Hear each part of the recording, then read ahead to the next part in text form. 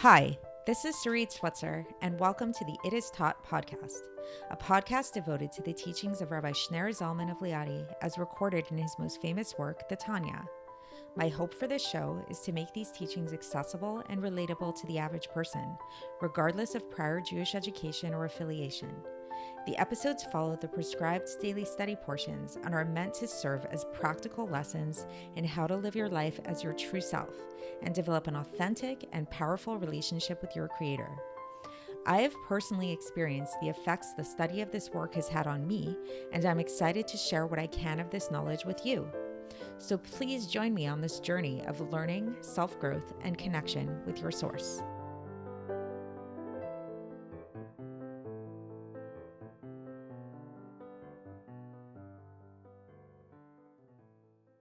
Hi, and welcome to the It Is Taught podcast. This is episode 422 for the 25th of Teves in a regular year. I remember when my paternal grandfather passed away. Being the eldest grandchild on that side of the family, I was asked to give a eulogy at his funeral. And it was such a strange experience for me because while I loved my grandfather very much, and in fact, I felt very close to him in a lot of ways, at the moment that I was giving over the eulogy, when I was standing up in front of everybody, I didn't feel anything. I saw people crying. I saw my aunt crying. I saw my father crying. You know, everybody looked so emotional. And I actually felt emotionally numb in the moment. It was actually quite scary to me to have that feeling. And it was like I was giving over all these things that I loved about my grandfather and what a special man my grandfather was. But I didn't feel anything. I didn't feel what I was talking about. I found out later that this is actually a very common defense mechanism that a lot of people tend to have, that actually it's a way of kind of like shielding them from their feelings, is having this emotional numbness. But this emotional numbness can come about for many different reasons.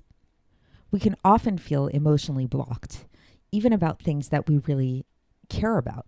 And it can feel kind of strange to us sometimes when we know that we should be feeling strong emotions about something, but we don't. Another example that comes to mind is I heard this, I believe, from Manis Friedman, where somebody asked him if I'm dating somebody and I'm not sure if this is the person that I should marry. I'm not sure that this is my soulmate. You know, what should I do? Everything matches up in terms of them being my soulmate, but I don't necessarily feel what I feel like I should be feeling towards this person. I thought that I'd be like falling in love with them more. I would have stronger feelings towards them. And the response that Manis Friedman gave is, well, one indicator to know if this is your soulmate or not is if you want them to be your soulmate, if you want to feel those strong feelings towards them. So even if you don't have those feelings towards them in the moment, if you want to have those feelings, that's a good sign that really deep down you do have those feelings for them. Just sometimes, for whatever reason, we're emotionally blocked. Now, this is going to be the topic of today's episode, and specifically in terms of our emotions towards God.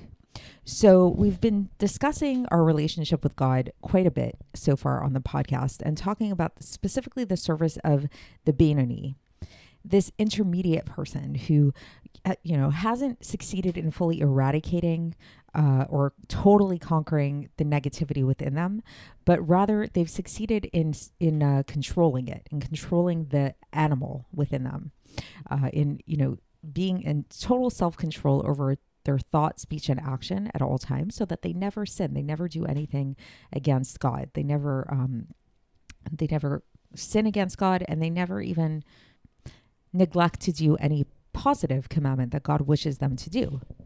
And so today we're going to explore on a deeper level why this is. What would motivate such a person to serve God in such a manner, to do all the things that God asked them to do?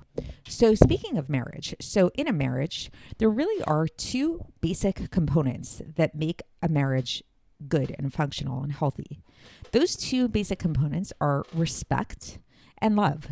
So if you respect your partner and you love your partner, then you will do whatever it is that you know will make your partner happy, and you won't do anything that you know will not make your partner happy, right? So not doing what you don't want, what will not make your partner happy, is where respect comes in, or even sometimes fear, we can say, like there's a certain reverence or awe, maybe would be a better way to describe it. And doing things actively to make your partner happy is where the love comes in, because you love your partner. So this is similar to our relationship with God. That the reason why we will be motivated, why is it that somebody would keep Torah and mitzvahs? Why is it that somebody would be so careful not to sin, to be in such, to try to at least attain such a level of self-control that they don't do anything to upset God and to want to do God's will? This is going to be motivated by a deep sense of love and fear of God, which is why somebody who's striving to be a Beinoni, which is hopefully all of us who are studying this book together, which is the book of the Beinoni, the Sefer Shel Beinoni, is going to, first and foremost, if they want to get to this level of, totally serving God in on all levels, on thought, speech, and action, they're going to want to try to cultivate this love and fear of God in a very real and conscious way. And luckily, the Alter Rebbe actually gives us tools how to do this. And the basic tool, the most fundamental tool, is actually what we're doing right now, which is studying about God and learning Chassidus, learning about things that hopefully will arouse these feelings of fear and love of God. So this is a big thing, especially in Chabad Chassidus, in the branch of Chabad Chassidus, which the Tanya is really the most foundational book. The Alter Rebbe, the author of the Tanya, was the founder of Chabad Chassidus. That was sort of like the basic philosophy of it, is to start with the mind and to really utilize the power of the mind and meditation and learning and contemplation to develop feelings in the heart. So this is how it's supposed to work. So in an ideal world, what would happen is that we would learn about God and we would study godliness, we would study our souls, all of these spiritual things, and this would lead us to a great feeling of love and fear of God in our hearts, and we'll be so motivated by these feelings to do exactly what it is that God wants us to do. However, unfortunately, or whatever, it is what it is. This isn't always the case. I don't know. You guys have been listening to this podcast for a while, hopefully, or maybe this is your first time. I'm not really sure, but I know for me, I teach these things. I'm telling you guys these things every single day. Every single day when I'm learning these things, when I'm preparing for the episode, does it always translate into great feelings of passion for God in my heart? I mean, sometimes a little bit, sometimes not so much. Sometimes it stays in the mind. Sometimes it's really just intellectual, and this is a common question that comes up for a lot of people a lot of times, that you can learn Chassidus from day till night, but sometimes it stays in the mind. Sometimes you don't feel anything in your heart. So then it feels kind of like counterproductive or useless. Like, why are we doing this? Why are we spending so much time learning and studying and all these things if it's not translating into emotions? And it can feel very frustrating, because you can be like, why is it not being translated into my emotions? Why am I so emotionally blocked? What's going on? And so that's what we're going to be studying today. That's what we're going to be exploring today. And the good news is that, first of all, if you feel this emotional blockage, it's actually very normal and it's actually very common. And secondly, you're actually not as emotionally blocked as you think you are. So just like in the case of, when I gave that example of what Manis Friedman said about somebody who says, they're dating this person and they're not feeling necessarily, they're not sure if this person is their soulmate or not. If they feel like they want this person to be their soulmate and they want to feel those feelings, if you want feelings, it means you have those feelings. On some level, the feelings are there. They're just not fully birthed, is the language that we'll see the Alter Rebbe uses. They're kind of still in this like fetal state. They're in this state of pregnancy, Also, like in the case of me giving over the eulogy at my grandfather's funeral, I mean, I was really excited to talk about my grandfather. It was really easy to write up the whole speech because I had so much stuff to say. I had so much respect for him and love for him as a person. So even if in the moment I wasn't feeling the feelings that I would have wanted to feel, that I would have expected to feel, the fact that I was so motivated to give over the speech, the fact that I had so much to say, and the very fact that I was feeling frustrated at not feeling those feelings means that the feelings were actually there. If I didn't care, if I was just like, whatever, yeah, he was just some man and, God forbid, and, I don't have any special feelings towards him at all, like that would be a different story. But the fact that I was bothered by it and the fact that I did have so much to say about him showed that the feelings really are there. So the same thing is true when it comes to God, that the mere facts that we are learning every day, we show up day after day after day, and we want to develop those feelings means that the feelings are there on some level. And the real test of this, of if the feelings are there or not, is does it translate into action? Just like in a marriage, again, going back to a marriage, just like how do you really know if you love and respect your spouse is if you act in ways that make your spouse happy and you don't do things that make your spouse unhappy. It's as simple as that. So are you going to be feeling these passionate feelings towards them every single moment of every single day? Maybe yes, maybe no. But if it translates into action, it means that really the feelings are there. They just might not be in a fully developed state in that moment all the time. So with that being said, so let's see how the Alter Rebbe explains all of this. So, and for context, we're beginning a new chapter 16 of Likkutei Amarim. And the Alter Rebbe begins and he says he's going to teach us a very big principle in the service of the Beinoni. So the main thing for a Beinoni, what's the main thing that is involved in the service of the Beinoni is that the Beinoni is supposed to rule over and govern their nature. Namely the nature that's found in the left ventricle of the heart, which is again the seat of the Yetzer Hara, of the negative impulses. And the way that they do this is through the light of God that shines into the godly soul that's found in the mind. And then the mind, and then through this mind, the godly soul is able to rule over the heart, right? So basically, in sum, the main service of the Beinoni is to get to a point where their mind rules over their heart, basically, where they're able to have rulership over their dominion over their negative impulses. And the way that this happens is through meditation. So it starts in the mind. So again, the godly soul is seated in the mind. So it kind of makes sense that it would start in the mind, right? We want to tap into the power of our mind.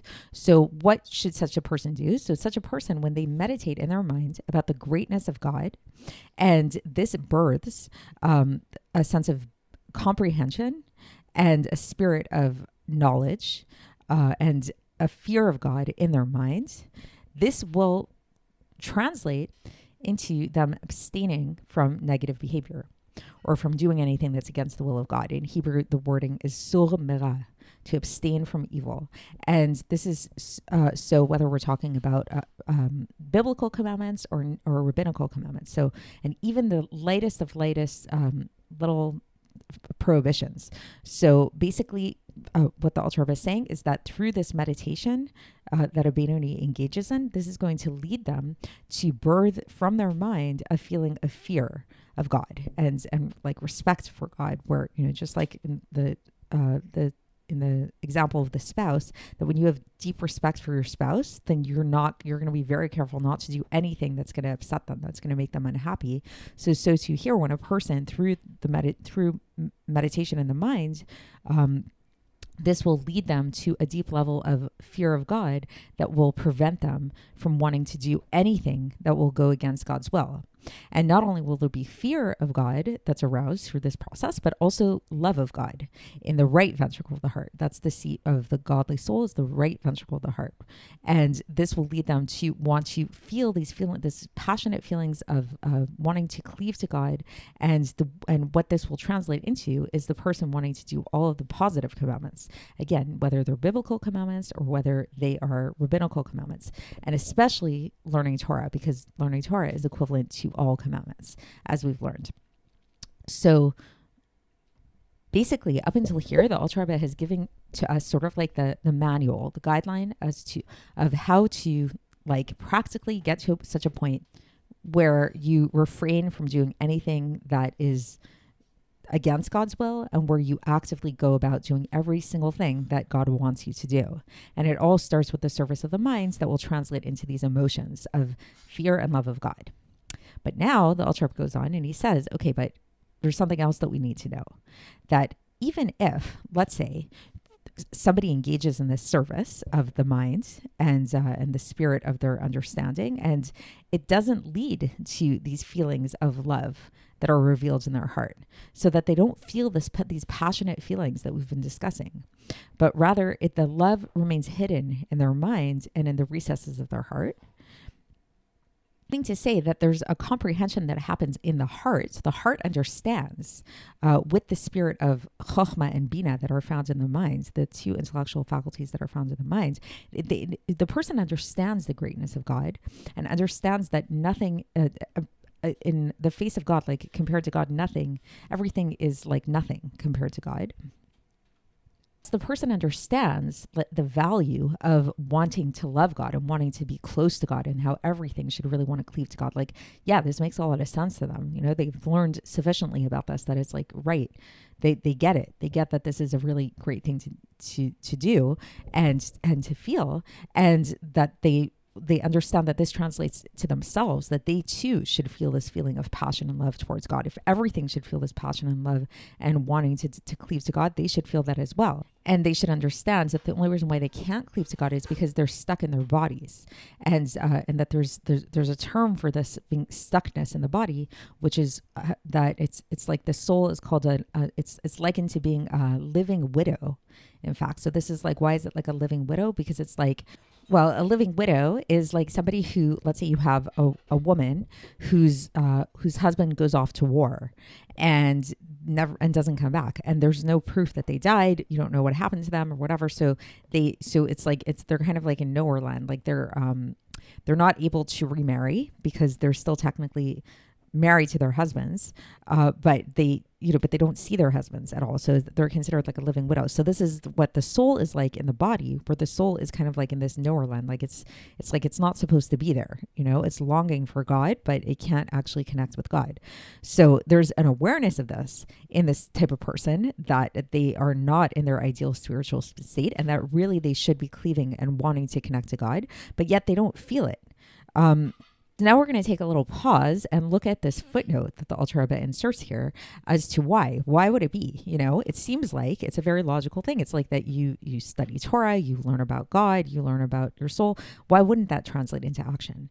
And he says that the reason for this is because such a person's mind and the different aspects of their soul, the nefesh, ruach, and neshama of their soul, are in an aspect of ibur, of pregnancy. Like it's in a fetal state, and thus it's a pregnancy is like a concealed state within the tfuna, within the level of understanding, and not in the level of birth, in the level of Leda, and which is revelation, right?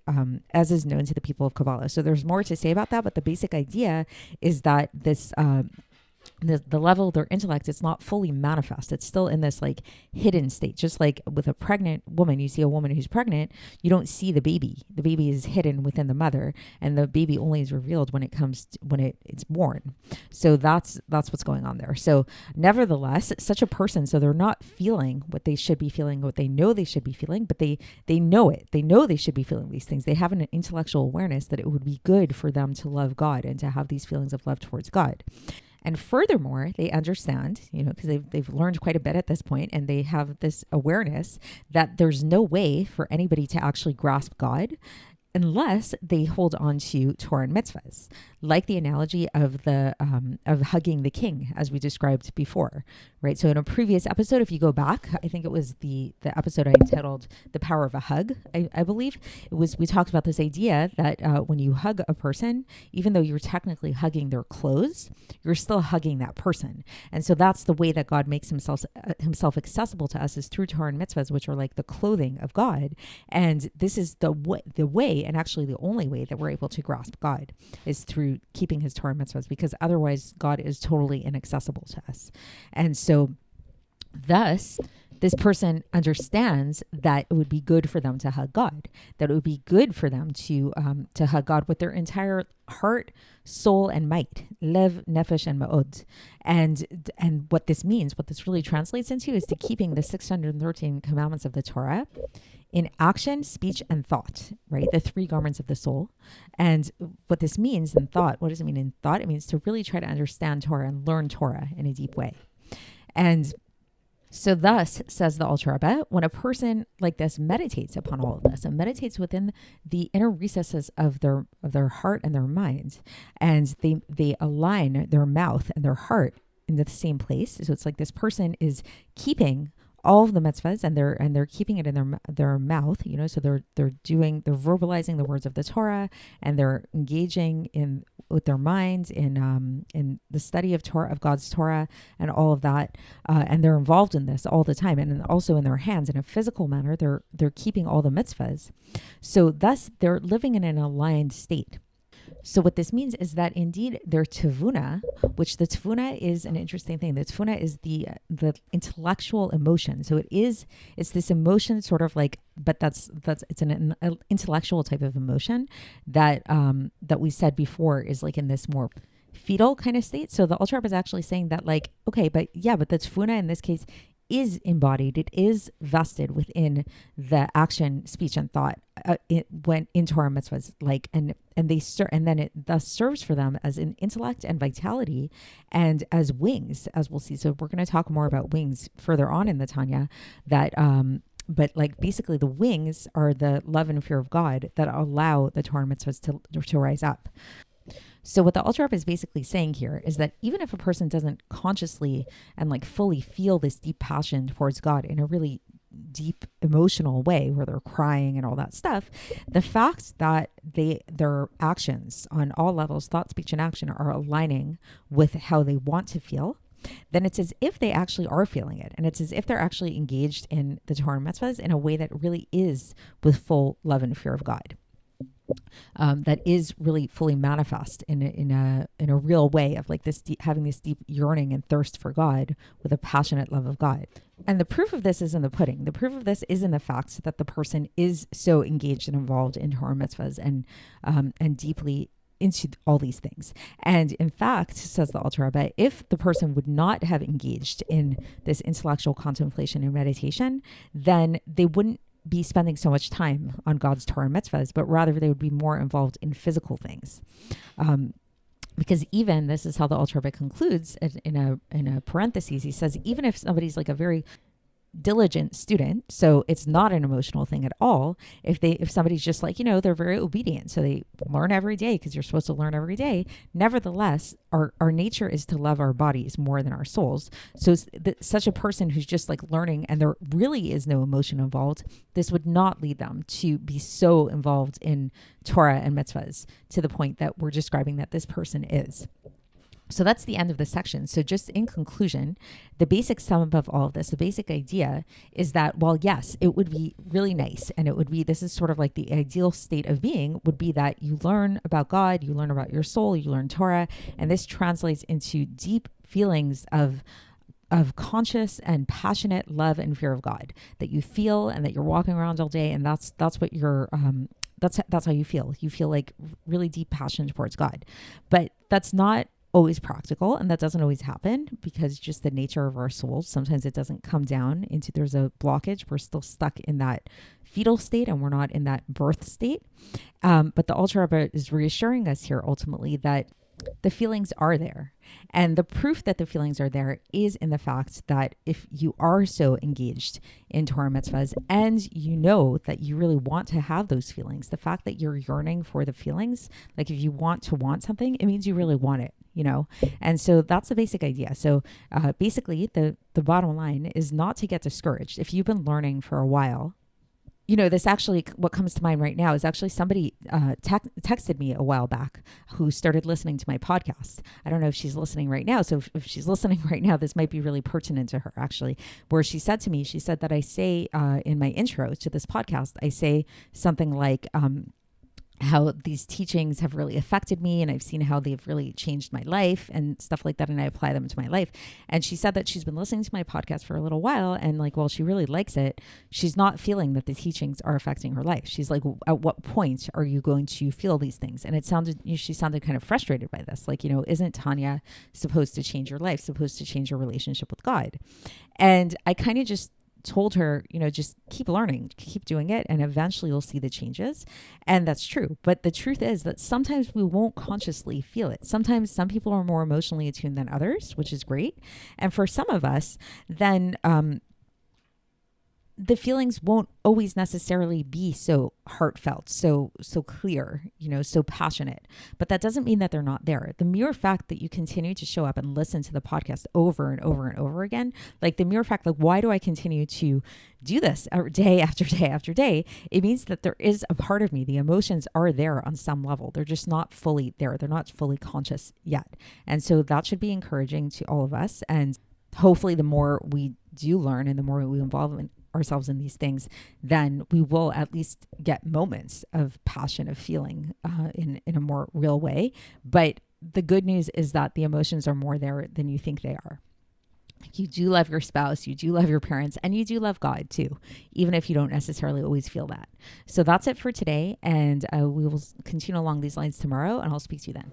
Thanks for listening to the It Is Taught podcast, hosted by Sarit Switzer. This podcast is dedicated in loving memory of my maternal grandfather, Avraham Yitzchak ben Binyamin HaKohen of blessed memory. Music by Shoshana.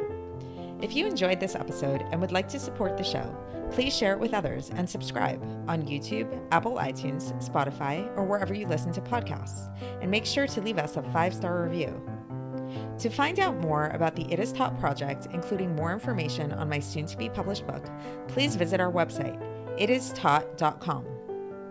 To catch the latest from me, follow me on Facebook, Instagram, and Twitter. Looking forward to speaking with you tomorrow, and until then, have a great day.